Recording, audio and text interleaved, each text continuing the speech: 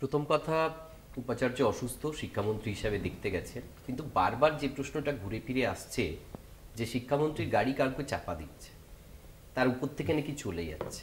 আমি বলতে চাইছি, শিক্ষামন্ত্রীকে হেকেল্ড করা হলো, গাড়ির কাঁচ ভাঙছে, বলছে ইট নিয়ে আয় মারবো, গাড়ির কাঁচটা ভেঙে গেল, ড্রাইভারের দিকের কাঁচ ভাঙলো।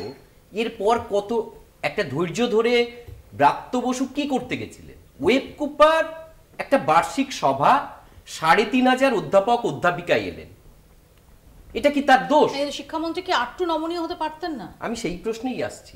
৩,৫০০ অধ্যাপক অধ্যাপিকা ওখানে এলেন, এটাই কিন্তু অ্যাকচুয়ালি গাত্রদাহ। যে তৃণমূলপন্থী অধ্যাপকদের কি যাদবপুরে কোনো সভা করা যাবে না? মানেটা কি? আমার প্রশ্ন হলো, উনি গাড়িতে যখন বেরোচ্ছেন, তার গাড়ি কাঁচে মারছে, উপরে উঠে আছে, বনেটে বসে আছে, কাঁচটা ভেঙে গেছে তিনি যেখানে বসেছেন, আপনারাই দেখাচ্ছে ড্রাইভারের দিকের কাঁচ ভেঙেছে।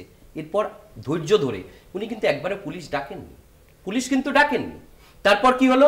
কাঁচটা ভেঙে গেছে, এরপরে ইটটা নিয়ে ওনার মাথাটা ফাটলে কি ধৈর্য দেখানো হতো? নাকি আরেকটু ধৈর্য দেখানো উচিত? মাথাটা ফাটার পর, ফেটে যাওয়ার পর রক্তাক্ত অবস্থায়ও চুপ করে বসে থাকা উচিত, আরেকটু সময় দেওয়া। প্রাক্তন ভিসি গোপাল সেনকে যেভাবে পরিকল্পিতভাবে মার্ডার করা হয়েছিল এই যাদবপুর বিশ্ববিদ্যালয়ে, ব্রাত্য বসুকে যতক্ষণ না পর্যন্ত মার্ডার করা হতো ততক্ষণ ধৈর্য দেখানো উচিত ছিল। প্রতিটা মানুষের বেঁচে থাকার অধিকার আছে।